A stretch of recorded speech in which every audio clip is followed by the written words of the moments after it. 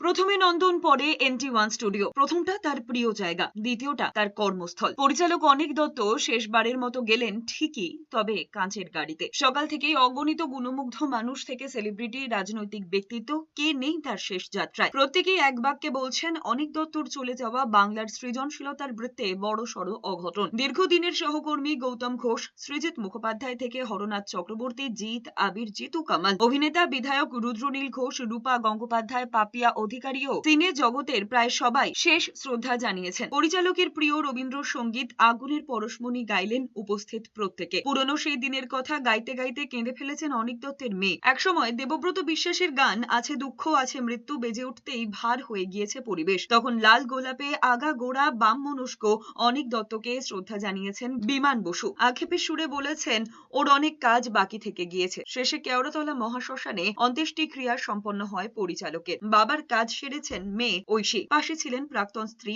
সন্ধি দত্ত। অনিক দত্ত চলে গেলেন ঠিকই, কিন্তু বাঙালির মনে বেঁচে রইল অপরাজিত। যাওয়াটা it's a great loss of Bengal.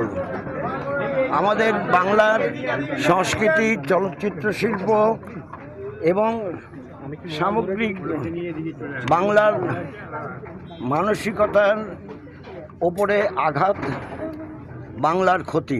দেখুন, তা ইনভেস্টিগেশনের ব্যাপার। তবে এইটা বলতে পারি যে অনিক দত্তের যে সিনেমাগুলো এখানে চলেনি, সম্মানীয় মুখ্যমন্ত্রী শুভেন্দু অধিকারী মহাশয় এবং এই নতুন পশ্চিমবঙ্গ সরকার, অনিকবাবুর সেই সিনেমাগুলো যা এর আগে চলতে দেওয়া হয়নি, সব চলবে খুব দ্রুত।